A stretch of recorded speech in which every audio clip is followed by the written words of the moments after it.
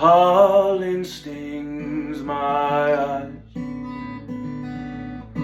from the wild flowers we picked outside. And I'm so sorry I can't decide.